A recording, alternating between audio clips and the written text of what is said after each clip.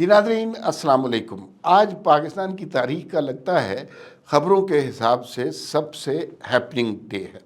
سب سے پہلے تو خبر آ گئی وہ جو قاضی فائز عیسیٰ کا فیصلہ سنگین غداری جنرل مشرف کیس میں، اور انہوں نے پھانسی کی سزا بحال کر دی۔ لیکن اس کے بعد دو اس سے بھی بڑی خبریں آ گئی ہیں، اور اس میں ایک خبر تو جسٹس مظاہر علی نقوی کا استعفیٰ آ گیا۔ لوگ ان دونوں خبروں کو ریلیٹ کر رہے ہیں، لیکن ان دو خبروں کا آپس میں کوئی تعلق نہیں ہے۔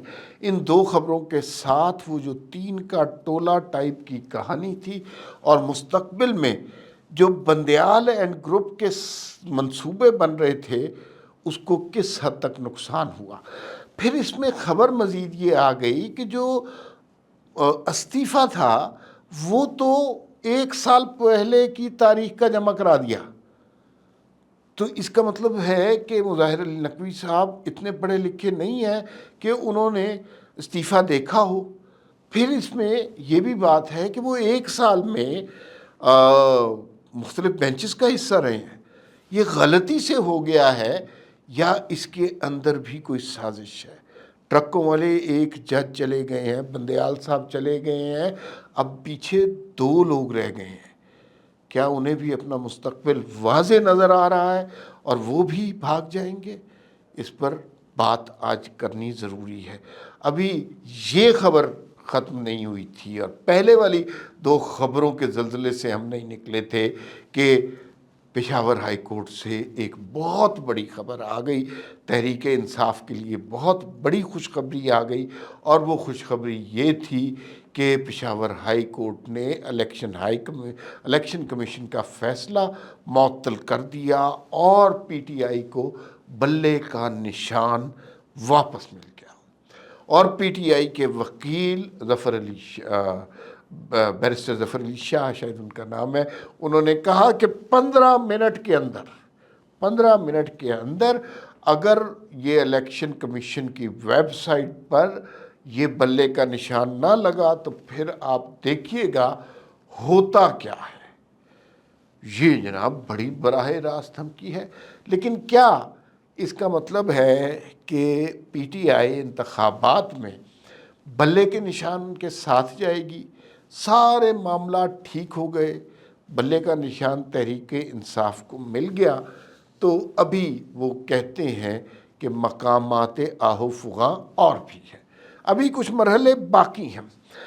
ابھی سپریم کورٹ کا ایک مرحلہ باقی ہے۔ آج صبح کی آپ کو خبر بتا دیں، صبح گئے تھے جناب پی ٹی آئی والے، اور بیرسٹر گوہر صاحب نے اپنی جو پٹیشن تھی جو سپریم کورٹ میں تھی اس کو وڈرا کر لیا تھا، بلے کے نشان والی کو۔ اور پھر اس کے بعد تحریک انصاف تو اب وڈرا کر چکی ہے سپریم کورٹ سے، لیکن کیا الیکشن کمیشن سپریم کورٹ نہیں جا سکتا؟ میرے خیال میں بالکل جا سکتا ہے، کیونکہ الیکشن کمیشن کے بات کی نفی ہوئی ہے ہائی کورٹ کی جانب سے۔ الیکشن کمیشن کے پاس پورا رائٹ ہے کہ وہ سپریم کورٹ جائے۔ ایک لحاظ سے دیکھا جائے، پولیٹکس سیٹ اسائیڈ، کہ الیکشن کمیشن کی بات صحیح ہے۔ یہ سارا معاملہ شروع ہوا انٹرا پارٹی الیکشن کے حوالے سے۔ پی ٹی آئی کے جو انٹرا پارٹی الیکشن ہیں وہ درست نہیں ہیں۔ 7-8 لوگ اکٹھے ہوں اور وہ کہیں کہ یہ ووٹ دیں گے، یہی ورکر ہیں، یہی کارکن ہیں، اور اسی کی بنیاد پر ہم انٹرا پارٹی الیکشن کراتے ہیں۔ یہ انٹرا پارٹی پشاور میں ہوئے، 100 لوگوں کی نشستیں تھیں، 7 لوگ وہاں پر موجود تھے، اور اس کے نتیجے میں آپ نے کہا جی انٹرا پارٹی الیکشن ہو گئے۔ الیکشن کمیشن اگر ان پر معترض ہے، اعتراض کر رہا ہے، تو بالکل صحیح کر رہا ہے۔ یہ الیکشن کمیشن کا حق بنتا ہے، اور الیکشن کمیشن اس کی بنیاد پر اگر بلے کا نشان انہیں نہیں دینا چاہ رہا تو ان کا حق بنتا ہے، الیکشن کمیشن کا رائٹ بنتا ہے۔ اس لیے کہ اکبر ایس بابر کہتے ہیں کہ جو انٹرا پارٹی الیکشن ہم کرائیں گے، ہم ہیں بانی تحریک انصاف کے۔ عمران خان تو نااہل ہوئے بیٹھے ہیں۔ عمران خان نے جو گیم کھیلنی تھی وہ گیم کھیل لی ہے۔ عمران خان آخری پتہ چل چکے ہیں، میچ ختم ہو چکا ہے، آخری بال ہو چکے ہوئی ہے، امپائرز نے بیلز اٹھا لی ہوئی ہیں۔ اب میچ ختم ہو چکا ہوا ہے، اب عمران خان کے حوالے سے کچھ بھی نہیں ہے، سیریمنی بھی ہو چکی ہوئی ہے 9 مئی کی، تو اب عمران خان کا کوئی تعلق نہیں ہے تحریک انصاف کے ساتھ۔ تو اب اگر انٹرا پارٹی الیکشن کرانے ہیں تو وہ اکبر ایس بابر جو بانی پی ٹی آئی وغیرہ تھے وہ کروائیں۔ یہ بیرسٹر گوہر کا نام تو کسی نے سنا ہی نہیں تھا، یہ کہاں سے اچانک پی ٹی آئی کے چیئرمین بن گئے؟ تو بہت زیادہ لوگ معترض ہیں ان کے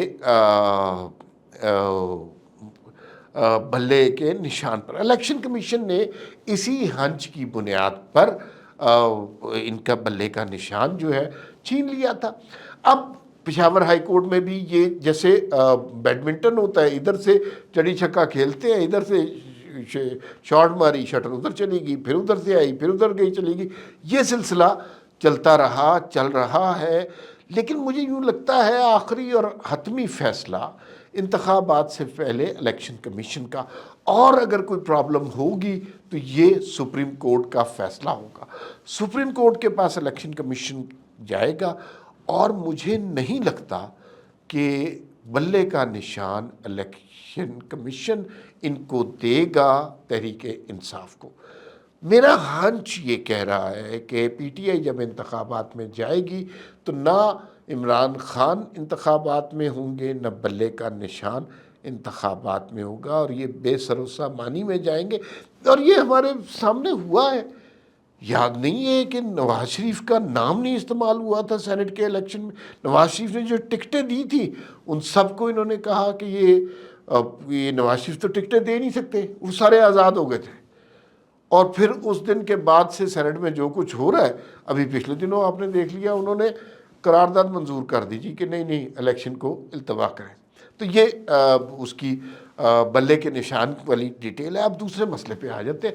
مظاہر علی نقوی صاحب نے استعفیٰ دے دیا، اس کی بہت سارے اینگل ہیں۔ کچھ لوگ اس میں ایک باریک بات بتاتے ہیں کہ ایک میاں صفدر صاحب ہیں، یہ نام آپ نے نہیں سنا ہوگا۔